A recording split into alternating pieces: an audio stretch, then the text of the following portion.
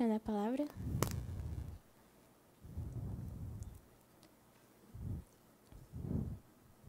Pastor Daniel, você ora para ele.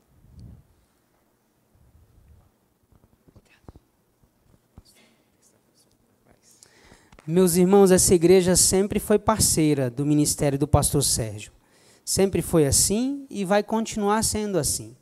Nós temos orado pelo que Deus tem feito, pelo direcionamento novo que Deus tem dado ao pastor Sérgio, a Mayra, a sua família. E essa igreja é parceira desse ministério, sempre acreditou na vocação do pastor Sérgio, sempre investiu, e sempre cobriu a vida dele também com oração.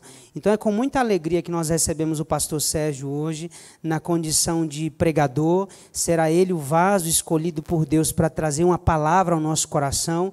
E eu queria orar por ele e também orar por você. Nós também que vamos ouvir precisamos de oração.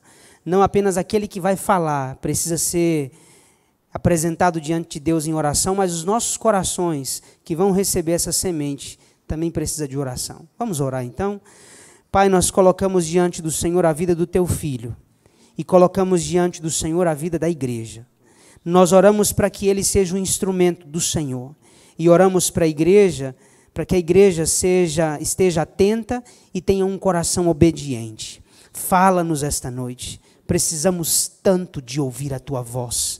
Nós precisamos tanto do teu direcionamento e que o Senhor se faça ouvir pelas palavras do teu filho esta noite. Que haja graça, unção, sabedoria, autoridade e ousadia sobre a vida do pastor Sérgio. Usa o teu filho, abençoa juntamente com ele a sua família, sua esposa Mayra, seu filho Thales, que haja graça do Senhor sobre toda essa família, em nome de Jesus que oramos. Amém, Senhor. Amém. Amém, pastor. Deus abençoe. Pode.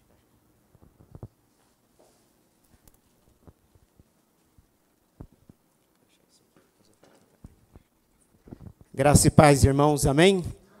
Glória a Deus. Estamos sentindo aqui muito bem acolhidos por essa amada igreja. E para nós é uma alegria, mais uma vez, poder compartilhar a palavra de Deus. E principalmente hoje, que é um culto de missões, e quando se fala em missões, se fala em desafios. Se fala em a gente sair da nossa zona de conforto, de nós sairmos dos nossos bancos, sairmos das quatro paredes, para nós então fazermos a vontade de Deus, que é boa, agradável e perfeita. Amém? Eu queria compartilhar com os irmãos algumas fotos, um relatório breve sobre aquilo que Deus está fazendo no Rio Grande do Sul e aquilo que Deus ainda deseja fazer também. E Deus deseja fazer mais no Rio Grande do Sul e usando esta amada igreja, usando você, meu irmão, minha irmã, usando a liderança desta igreja, para estar junto em oração, intercedendo pelo estado do Rio Grande do Sul, intercedendo pelas famílias que lá já foram alcançadas pela graça de Deus. A gente vai compartilhar um pouco. E nós estamos aqui, então, em nome de Jesus, porque o Senhor Jesus tem nos comissionado para estarmos levando a palavra de Deus ao Rio Grande do Sul. E nós não estamos sozinhos. Graças a Deus, Deus tem levantado igrejas para estar nos apoiando.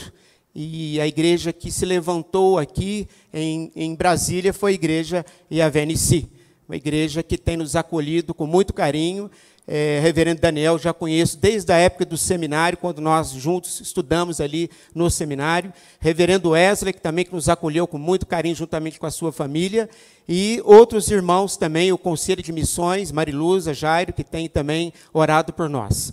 Então, nós estamos também com o apoio da Igreja Presbiteriana de Curitiba, um apoio inicial, temos o apoio do reverendo Juarez, estamos caminhando junto aí, conversando e orando juntos, e também a Igreja Presbiteriana Manancial, do reverendo Helder, que foi também colega nosso no seminário. Eu me chamo Sérgio Rezende, sou professor de Educação Física, nem parece, né? E sou do Sul. Às vezes eu vou em algumas igrejas e os irmãos perguntam assim, então o senhor é do Rio Grande do Sul? Não, eu sou do sul de Minas. Então não sou do sul de Minas. E minha esposa Mayra, que está aqui comigo, juntamente com meu filho. Então, para nós fazermos parte dessa comissão, um projeto que Deus colocou no nosso coração, que é chegarmos ao Rio Grande do Sul. E lá nós chegamos no ano de 2012. E nós fomos, então, para investigar o estado e escolhemos uma região. Não dá para investigar todo o estado.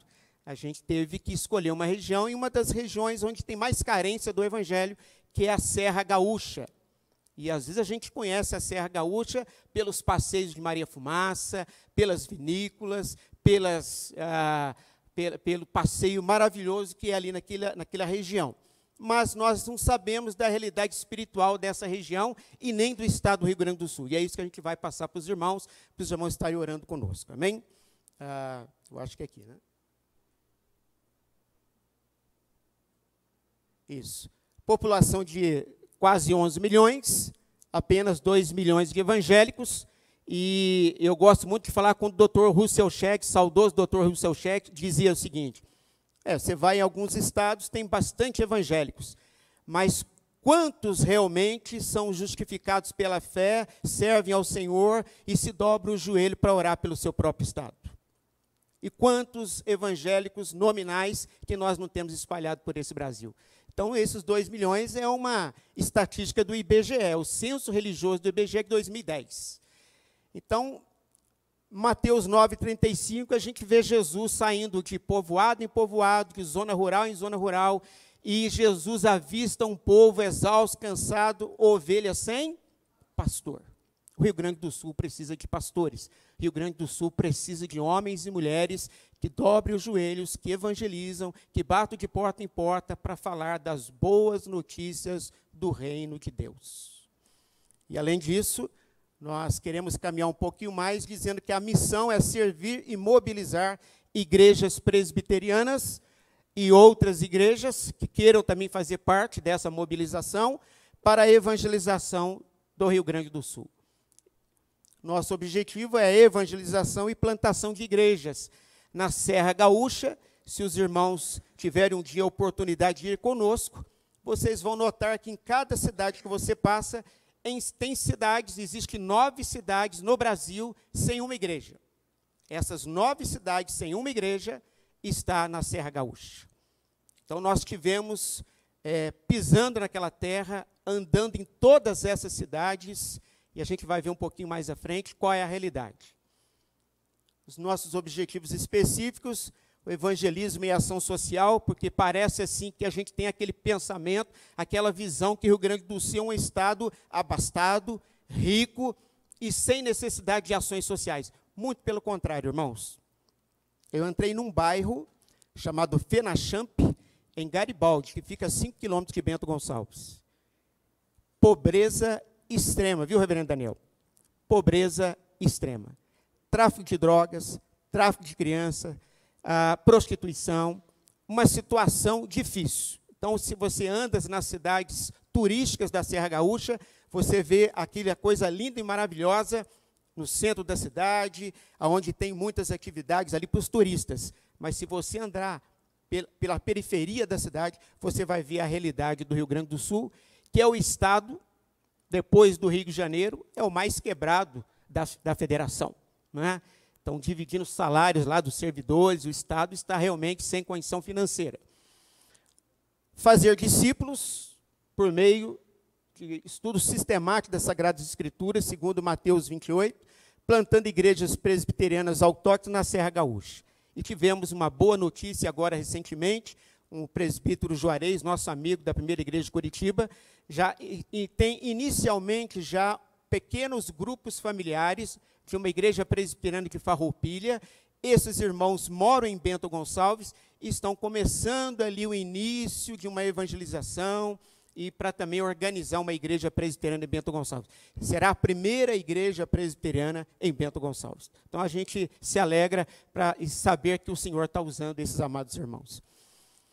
Nossa justificativa para estarmos indo com um projeto no Rio Grande do Sul e mobilizar igrejas para esse projeto é essa realidade, irmãos.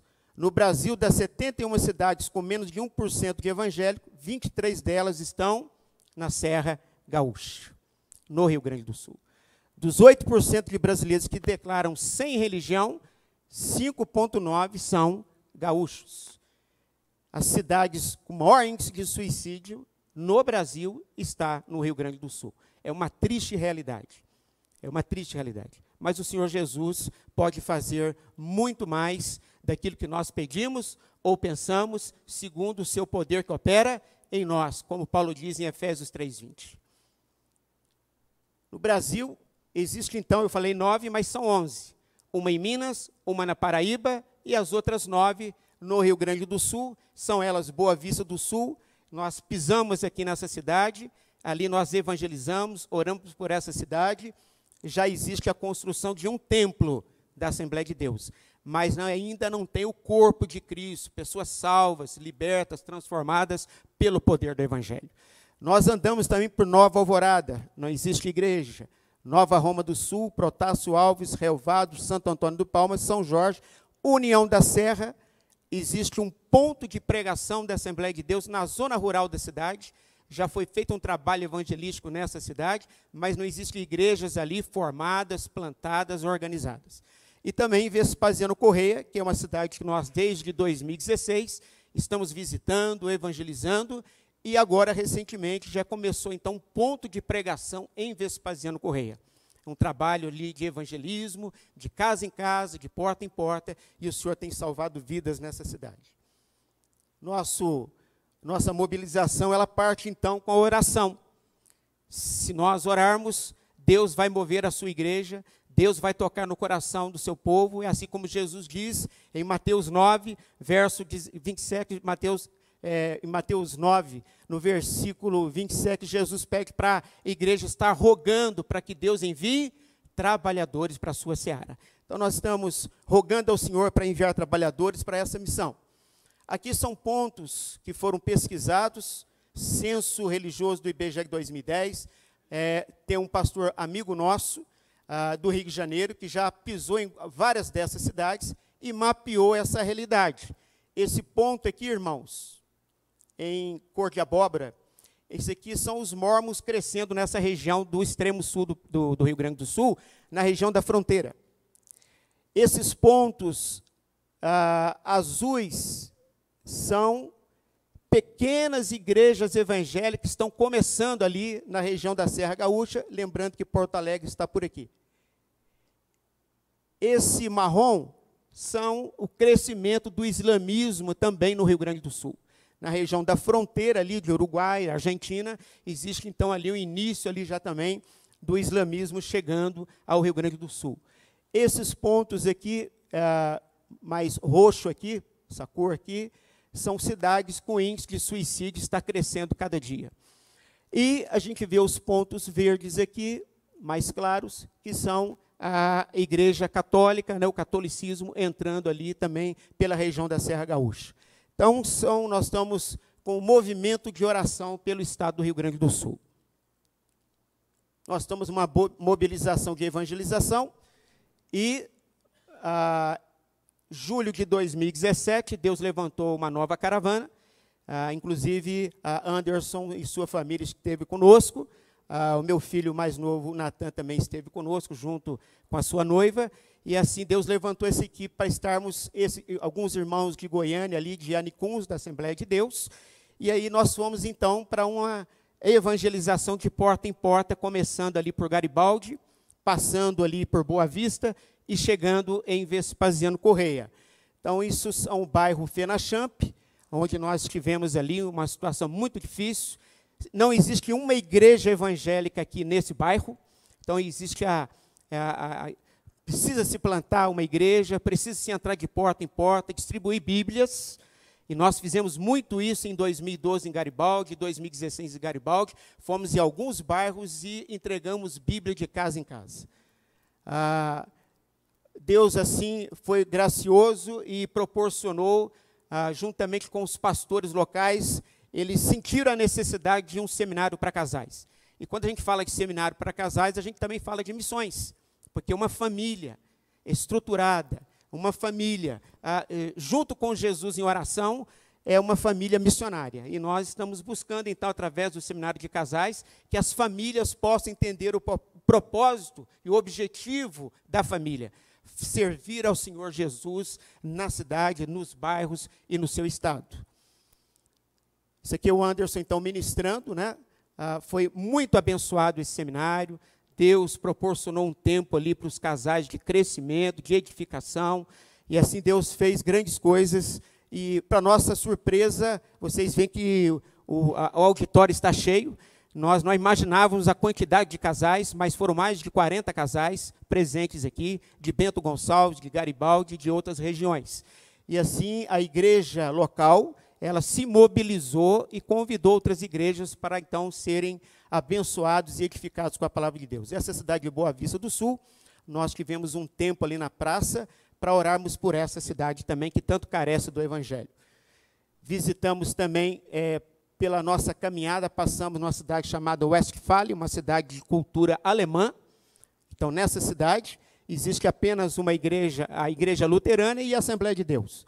E por incrível que pareça, irmãos, essa igreja ainda é atacada como na década de 60, 50, quando os crentes não eram muito bem vistos nas cidades. Quando chegava um pastor e plantava uma igreja, a pedra comia dentro do telhado da igreja, comia na casa do pastor, e aqui não é muito diferente não, tá? Os alemães ali, principalmente aqueles que não são luteranos, eles são muito bravos, né? Então eles levou pedra aqui.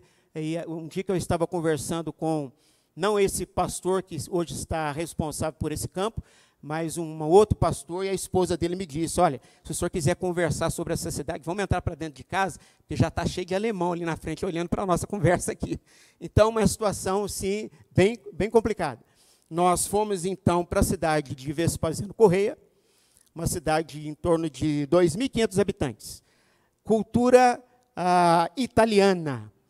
E foi assim até inusitado, porque eu estava no restaurante junto com os missionários, e o evangelista Carlos, que nos recebeu na cidade, e disse assim: pastor Sérgio, o padre Miguel está chegando, o senhor quer conversar com ele?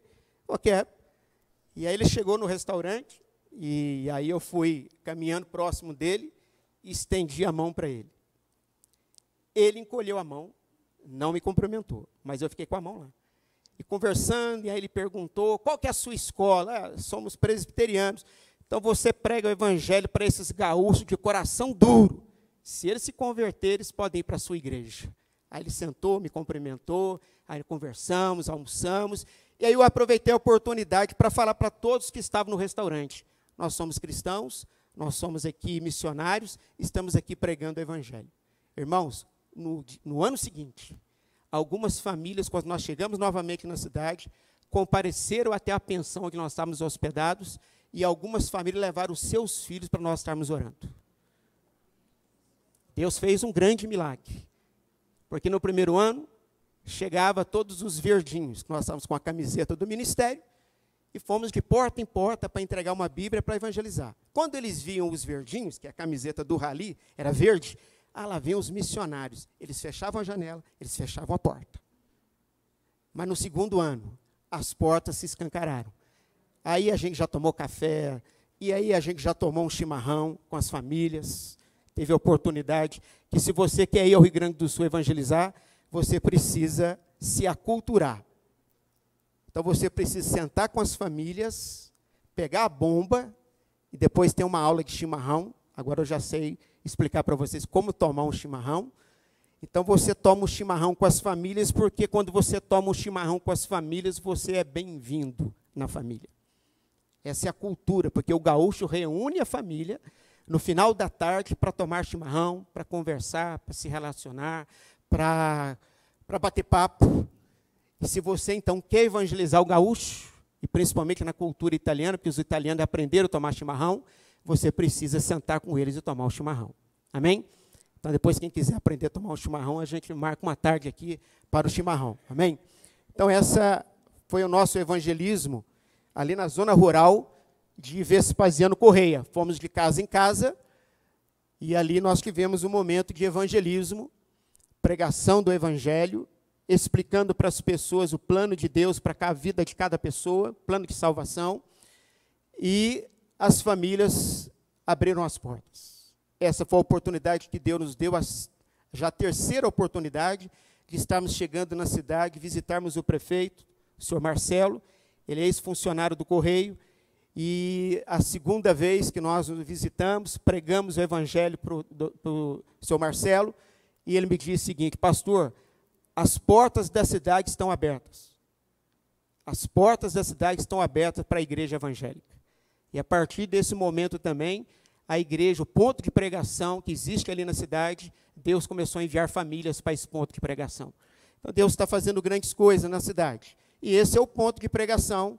Essas são famílias, boa parte delas morando na zona rural de Vespasiano, a mais ou menos 5 a 10 quilômetros, são muitas fazendas, região de Vespasiano Correia, ela está quase divisa com Santa Catarina, e nessa região são muitos fazendeiros, criação de gado, plantação de milho, e nós somos de casa em casa, e esses italianos se renderam a Jesus. E aqui começou, para a glória de Deus, para a honra e nome do Senhor Jesus, começou um ponto de pregação, e esse ponto de pregação está nos levando agora também, com o apoio das igrejas que já estão ali, sedentas para estar junto conosco, nesse trabalho evangelístico, o propósito de estarmos chegando em Bento Gonçalves. É algo que eu tenho compartilhado com o reverendo Daniel, o reverendo Wesley, tenho orado por isso.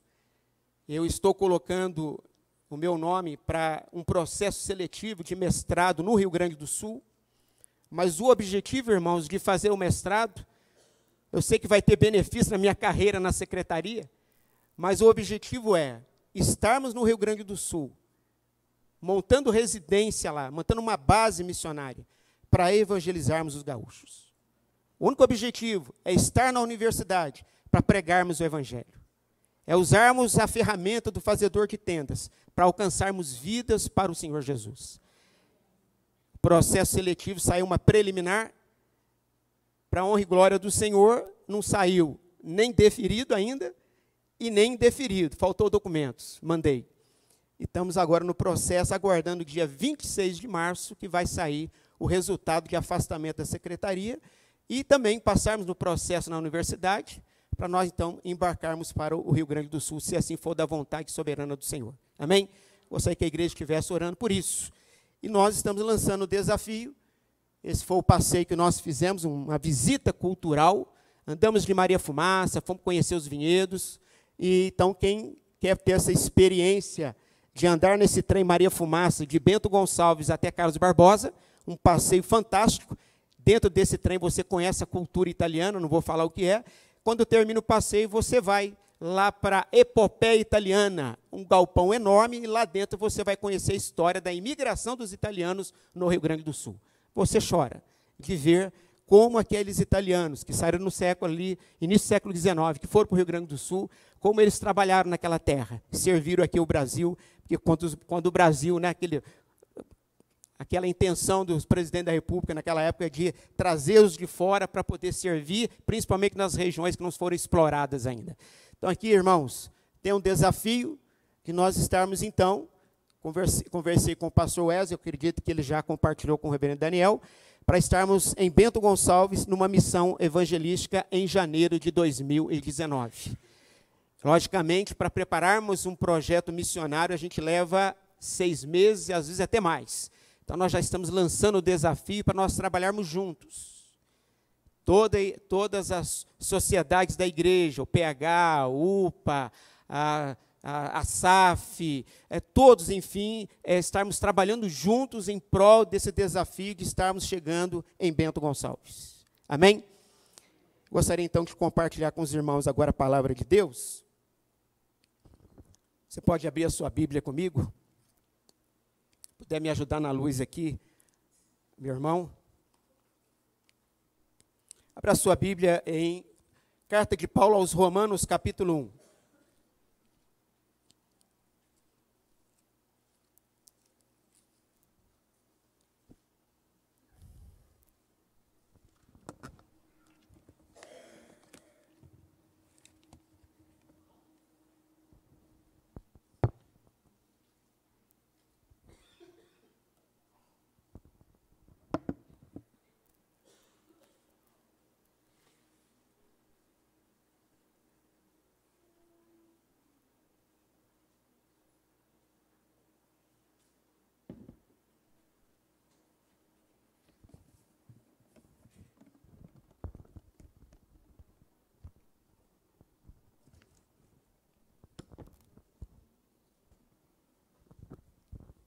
Todos acharam? Romanos, capítulo 1.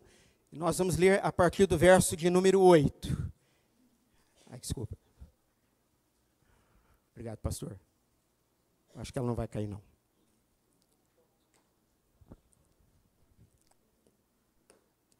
Amém.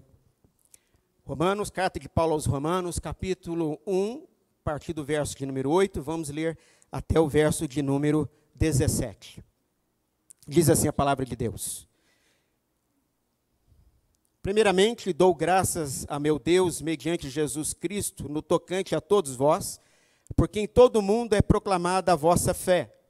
Porque Deus, a quem sirvo em meu espírito no evangelho do seu Filho, é minha testemunha de como incessantemente faço menção de vós, em todas as minhas orações, suplicando que em algum tempo, pela vontade de Deus, se me ofereça por ocasião visitar-vos, porque desejo ver-vos, a fim de repartir convosco algum dom espiritual, para que sejais confirmados, isto é, para que em vossa companhia, reciprocamente, nos confortemos por intermédio da fé mútua, vossa e minha.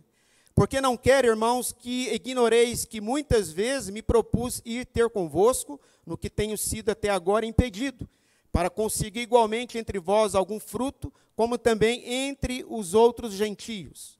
Pois sou devedor tanto a gregos como a bárbaros, tanto a sábios como a ignorantes. Por isso, quanto está em mim, estou pronto a anunciar o evangelho também a vós outros em Roma. Pois não me envergonho do evangelho, porque é o poder de Deus para a salvação de todo aquele que crê, primeiro do judeu e também do grego. Visto que a justiça de Deus se revela no evangelho, de fé em fé, como está escrito. Vamos repetir todos juntos? O justo viverá por fé. Mais uma vez bem forte. O justo viverá por fé. Queria orar mais uma vez, amém, irmãos? Pai, em nome do teu Filho Jesus, aqui está a tua santa e bendita palavra, ela não volta vazia, ela cumpre os teus propósitos. Eu peço e rogo ao Senhor, que o teu Santo Espírito, ó Pai, aplique esta palavra, a tua palavra no coração dos meus irmãos. E eu peço isso em nome do teu Filho Jesus. Amém? Eu queria refletir com os irmãos um pouquinho sobre o Evangelho é a missão da igreja. Você pode repetir comigo? O Evangelho é a missão da igreja. E se a missão da igreja é o Evangelho, e se o Evangelho é a missão da igreja, a nossa missão é árdua. A nossa missão não é fácil. A tarefa da qual Deus está nos chamando para realizar não é fácil. É espinhosa, depende de nós estarmos abnegando muitas coisas na nossa vida, renunciando muitas coisas, projetos, sonhos pessoais, para nós estarmos fazendo a vontade de Deus. Esse culto missionário não é mais um culto, não é apenas para nós ouvirmos e sairmos daqui, às vezes, vamos sair daqui edificados, obviamente, mas precisamos fazer uma reflexão sobre esta missão da igreja. E a reflexão que eu quero trazer para os irmãos vai partir do momento que, quando Paulo escreve essa carta, Paulo estava em Corinto. E Paulo tinha uma porta-voz para enviar essa carta, a irmã Febe. Ela se encontra lá em Romanos, capítulo 16, verso 1. Febe era da região de Corinto, da região metropolitana de Corinto, de Cencreia. E Febe estava indo até Roma. E Paulo, então, aproveita a oportunidade que essa irmã está indo até Roma para entregar e levar essa carta de Paulo aos irmãos de Roma, porque a intenção de Paulo em entregar essa carta, em primeiro lugar, era para fazer algumas correções doutrinárias que existiam ali na igreja. Porque existiam na igreja de Roma romanos, gregos convertidos, romanos convertidos, também judeus convertidos. Só que os judeus, naquela época, estavam obrigando os gentios a estarem adotando a circuncisão para serem salvos. E, na realidade, nós não somos salvos pela lei, mas pela graça. Mas o mais importante dessa carta, irmãos, quando Paulo escreve essa carta, Paulo em Corinto, na sua final da sua terceira viagem missionária, Paulo destaca algo importante. Paulo destaca a missão na qual Deus tem enviado ele até Roma. Porque Paulo não só desejaria chegar a Roma, Paulo desejaria chegar à Espanha. E para chegar à Espanha, o caminho era Roma. O caminho para chegar à Espanha era Paulo chegar em Roma, pedir o apoio da igreja de Roma, ser sustentado talvez pela igreja de Roma, e ali em Roma ele compartilhar dons espirituais do qual Deus tem tocado na vida de Paulo, para falar à igreja de Roma e corrigir doutrinas, corrigir aquela igreja do ponto de vista como eles estavam lidando com a lei de Moisés. Mas mais importante, meus irmãos, Paulo escreve essa carta com a perspectiva missionária, com a perspectiva de que esta igreja acompanhe Paulo, esteja junto com Paulo, esteja andando com Paulo no seu objetivo de chegar até a Espanha. Por isso, meus irmãos, Paulo, então, quando Febe chega e entrega essa carta aos romanos, foram alcançados pela graça. E Paulo vai descrevendo na carta aos romanos, ele começa inicialmente dizendo sobre o pecado que atingiu toda a humanidade, como que os homens estavam ali naquela região, e Paulo estava lidando com uma situação ali, quando ele fosse chegar em Roma, porque ele ainda não tinha chegado em Roma, ele ia encontrar ali em Roma os romanos, intelectuais, filósofos, gregos também naquela cidade de Roma, intelectuais, filósofos. Paulo ia encontrar judeus que queriam que o evangelho não tivesse passado por ali, porque eles ainda confiavam na lei, e não na graça, e não no evangelho. E Paulo, então, quer ressignificar. E é isso que nós precisamos também, irmãos, ressignificar a mensagem do evangelho nos dias de hoje. Quando eu pensei nesse verbo ressignificar, e eu fui consultar, significa dar um sentido especial, dar um significado especial no que tange ao evangelho, que é a missão da igreja. Ressignificar significa a capacidade de mudar, de transformar a nossa cosmovisão. Em vez de termos uma cosmovisão do mundo, uma cosmovisão teísta, uma cosmovisão de Deus. Cosmovisão, irmãos, são sistemas de valores, crenças, costumes, e que nós precisamos enxergar essa cosmovisão de Deus na Bíblia. A Bíblia tem resposta para todos os temas e todas as áreas do segmento da sociedade. Se nós queremos falar sobre drogas, a Bíblia vai instruir a igreja como lidar com isso. Se nós estamos falando sobre violência, a Bíblia também tem uma palavra, e a palavra de Deus para combatermos a violência nas cidades. E eu gostaria então de refletir com os irmãos 3 pontos importantes que eu encontro aqui na palavra de Deus sobre ressignificar a missão da igreja, que é levar o evangelho, anunciar o evangelho. E nessa carta eu encontro aqui no verso de número 14, acompanhem comigo. Paulo dizendo à igreja, e Febe reportando-se à igreja, porque ela que foi entregar a carta. Pois sou devedor tanto a gregos como a bárbaros, tanto a sábios como a ignorantes. No verso 15, eu encontro outro ponto importante. Por isso, quanto está em mim, estou pronto a proclamar o evangelho também a vós outros em Roma. 2 características importantes na vida de Paulo. E o primeiro ponto que eu encontro aqui, que eu queria compartilhar com os irmãos é, repita após mim para vocês gravarem, anunciar o evangelho com senso de responsabilidade. Novamente, anunciar o evangelho com senso de responsabilidade. E é isso que a gente vê na vida de Paulo. Verso 14, ele diz, na sua carta entregando à igreja, pois eu sou devedor. Será que nós não somos devedores a familiares próximos de nós, que ainda não ouviram das boas notícias do reino? Será que nós não devemos também anunciar o evangelho para o nosso vizinho? Paulo era devedor, por quê, queridos? Porque ele foi alcançado por essa graça maravilhosa que eu e você fomos alcançados. Ele diz em Gálatas capítulo 2, verso 20, logo agora, não sou eu quem vivo, Cristo vive em mim. E essa vida que tenho na carne, vivo pela fé no Filho de Deus, que me amou e se entregou por mim. Paulo tem um senso de responsabilidade no que tange a sua salvação, no que tange a sua responsabilidade de pregar e anunciar o evangelho, e está na minha frente missionários voluntários. Na minha frente, eu tenho vários missionários e missionárias voluntários. E nós deveríamos ter também esse senso de responsabilidade que somos devedores. Não do ponto de vista de dever nada para Cristo, porque Cristo nos salvou não pelos nossos méritos, mas salvou por graça e misericórdia, nós somos alcançados por essa fé. Mas somos devedores por tudo que temos recebido, as riquezas espirituais que Deus tem derramado em nossas vidas. E Paulo era devedor a gregos, devedor a judeus, devedor a bárbaros. E quantas pessoas estão aguardando a todos nós estarmos semeando as boas notícias. Outro ponto importante que eu vejo aqui na vida de Paulo, e isso está no verso de número 15, repita após mim. Por isso, quanto está em mim, estou pronto a anunciar o evangelho. Então, eu queria desafiar os irmãos a estarem prontos. Se alguém perguntar para você por que você tem essa esperança, você poder explicar para as pessoas de onde é que vem essa esperança. De onde é que vem essa alegria? De onde é que vem essa disposição?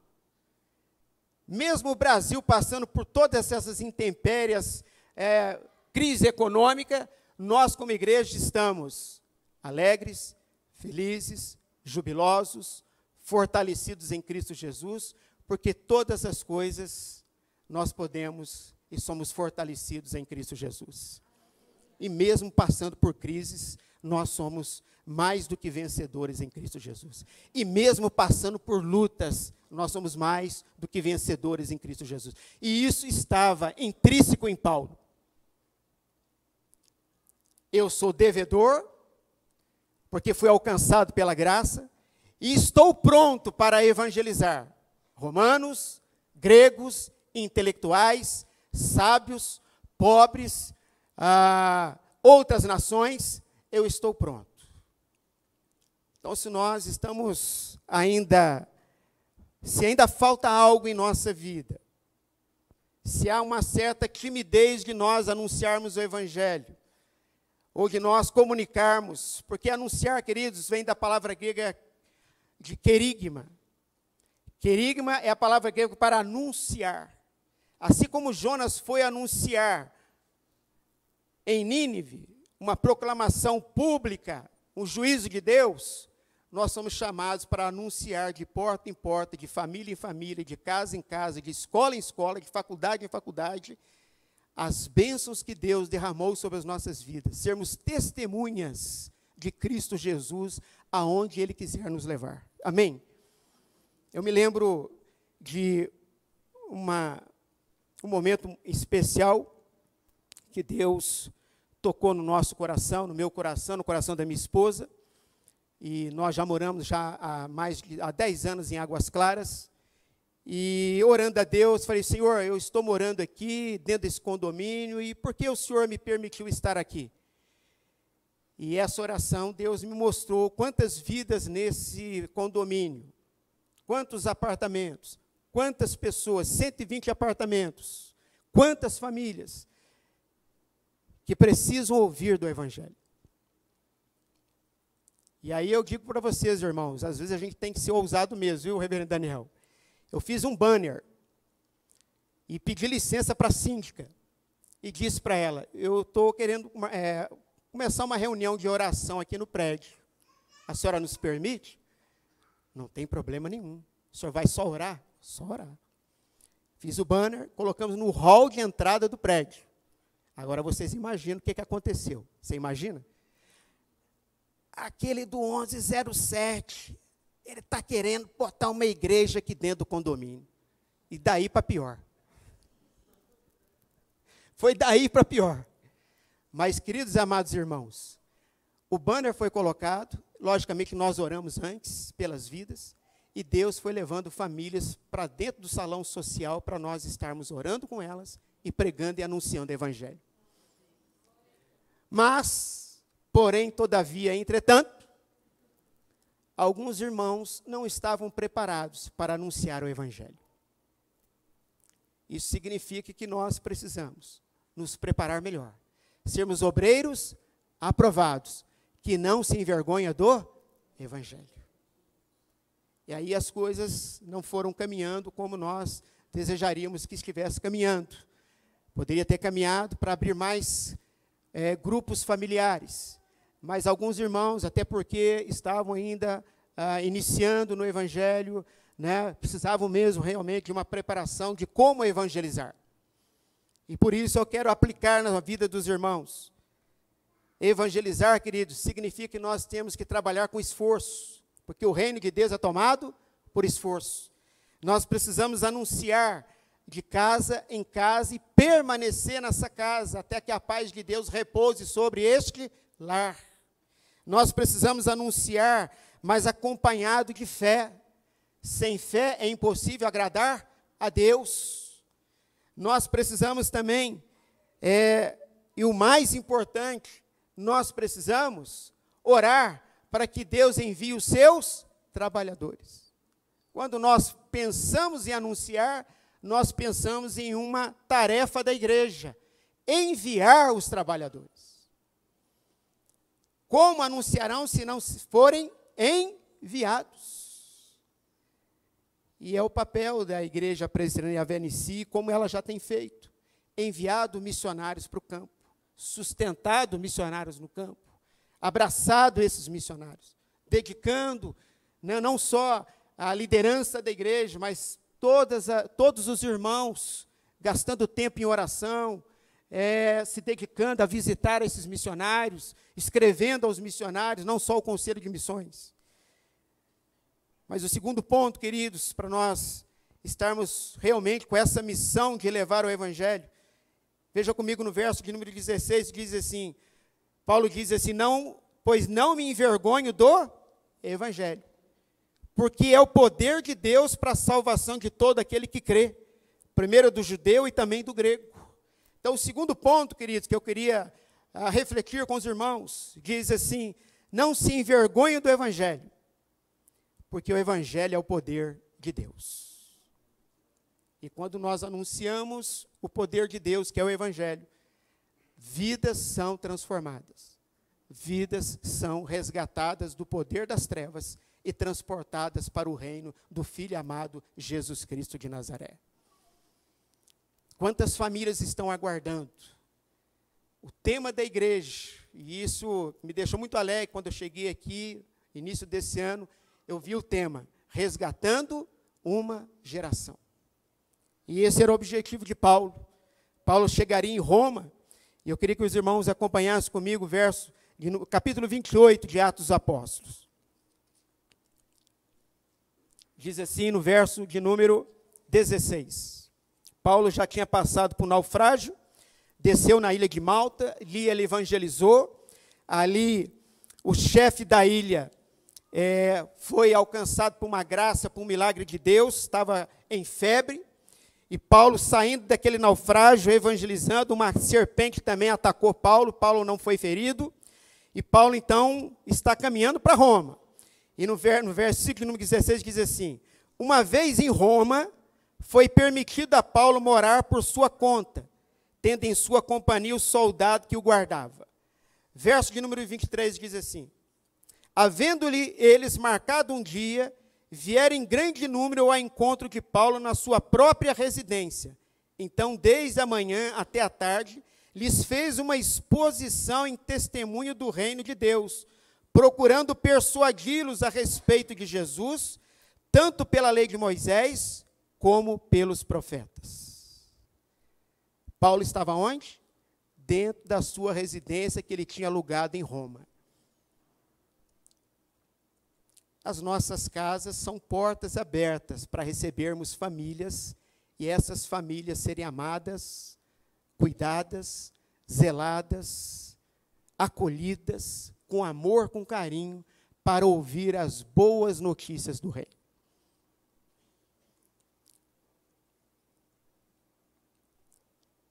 Por isso a importância, meus irmãos, de quando queremos resgatar uma geração, essa geração está pronta para abrir a porta da sua casa, para eu e você, missionários voluntários de Cristo Jesus, obedecendo a ordem de Cristo, ide e fazer discípulos em todas as nações.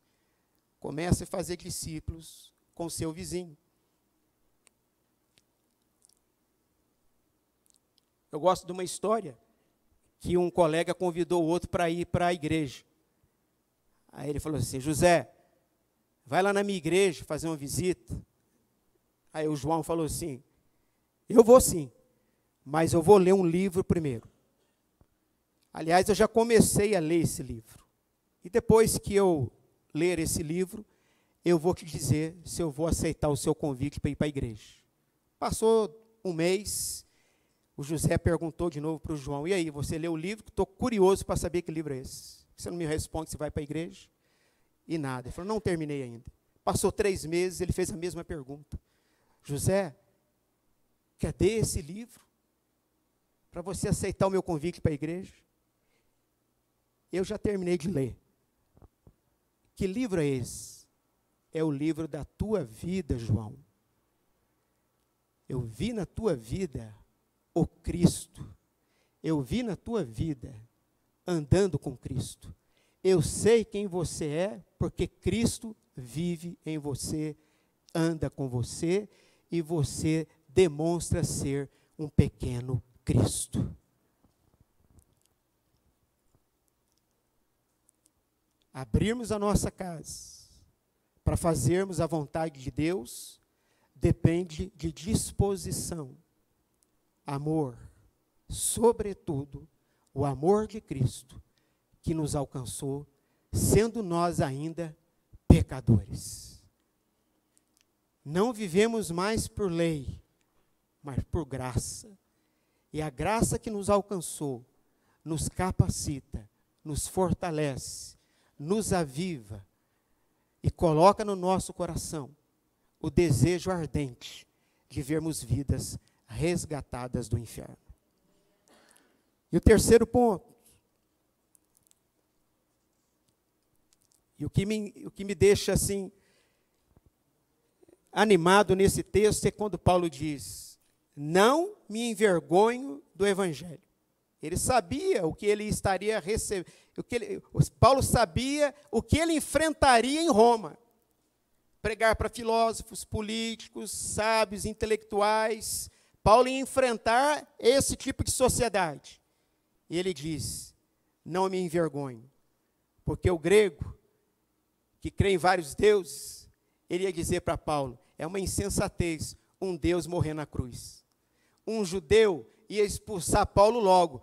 Por que você está pregando evangelho? Nós cremos na lei de Moisés. Mas Paulo disse: não me envergonho do evangelho.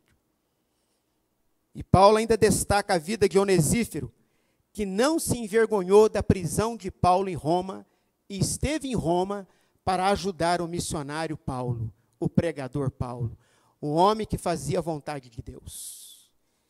Em terceiro lugar, meus irmãos, e eu queria fazer uma pequena aplicação para a sua vida, para você fazer uma breve reflexão sobre esse não envergonhar do evangelho, que no original significa que Paulo não se envergonhava do evangelho, porque o texto original diz: Paulo confessava o evangelho, porque o evangelho é o poder de Deus. Porque a palavra de Deus é poder. Quando nós anunciamos a palavra de Deus, ela é poder na vida das pessoas, para as pessoas mudarem e serem transformadas por esse poder. Então, eu queria aplicar na vida dos irmãos, com amor, para que os irmãos sejam edificados com a palavra de Deus e com essa reflexão. Em qual ambiente você tem mais dificuldade de testemunhar o evangelho? Será que é lá no seu local de trabalho? O que você vai fazer a respeito disso? Pedro se envergonhou de Jesus, negou Jesus 3 vezes. Mas Pedro, depois que passou pelo Pentecoste, que se converteu, e Jesus tinha avisado a Pedro: quando você se converter, pastorei as minhas ovelhas. Pedro foi pregar na Porta Formosa, tinha um aleijado. Deus fez o milagre daquele aleijado andar. E Pedro foi enfrentar as autoridades. E ele disse para as autoridades: importa obedecer a Deus do que obedecer os homens. E continuou pregando o evangelho, mesmo sofrendo ameaças. E nós estamos num país livre. Podemos ir e vir. E nesse país que é livre, para pregar o evangelho, nós temos a oportunidade que Deus está nos dando, a tempo e fora de tempo, de levar essa mensagem e a mensagem da salvação. E o terceiro ponto, eu gostaria de destacar, está no verso de número 17, que diz assim, vamos repetir todos juntos, por gentileza. Visto, verso 17 de Romanos 1, visto que a justiça de Deus se revela no evangelho, de fé em fé, como está escrito, o justo viverá por fé. Não dá para a gente aqui esgotar o assunto justificação, que não é justificação, não é por obras humanas. A justificação é graça de Deus, é mérito de Cristo Jesus ter nos alcançado. A justiça de Deus se revela no Evangelho quando nós fomos santificados por uma obra sobrenatural do Espírito Santo de Deus e hoje somos justos, sem culpa. Como Paulo diz em Romanos capítulo 8, verso 1. Agora, não há nenhuma condenação para aqueles que estão em Cristo Jesus. Mas como que esse justo, que não tem culpa, que é justificado pela fé em Cristo Jesus, vai viver pela fé? Gostaria de mostrar para os irmãos na carta de Paulo aos Tessalonicenses. E fazer uma breve aplicação e trabalhar com os irmãos uma breve reflexão sobre como o justo viverá por fé. Primeira carta de Paulo aos Tessalonicenses, capítulo 1, a partir do verso de número 2, diz assim: damos sempre graças a Deus por todos vós, mencionando-vos em nossas orações e sem cessar, recordando-nos diante do nosso Deus e Pai, repita após mim, da operosidade da vossa fé, da abnegação do vosso amor e da firmeza da vossa esperança em nosso Senhor Jesus Cristo. A fé salvadora e a fé operosa. Essa fé operosa que leva o cristão a fazer a vontade de Deus, a servir as pessoas, amar pessoas e anunciar o evangelho da graça. Fé operosa. É como Tiago diz, a fé sem obras é morta. Então é um momento que Deus está dando a oportunidade para esta amada igreja de continuar servindo, anunciando as boas notícias do reino, seja onde o Senhor quiser nos enviar. Amém? E como não anunciar, se nós então anunciarmos o evangelho com senso de responsabilidade, se nós não nos envergonharmos do evangelho, e se o justo viverá pelo evangelho. O justo vive pelo evangelho, para o evangelho, do evangelho e pelo evangelho. Amém? Que Deus nos abençoe, que Deus nos continue nos fortalecendo. Quero agradecer o apoio dessa igreja, o carinho dessa igreja, o acolhimento dessa igreja com a minha família. E queria mais uma vez orar com os irmãos. Se os irmãos puderem ficar de pé em nome de Jesus.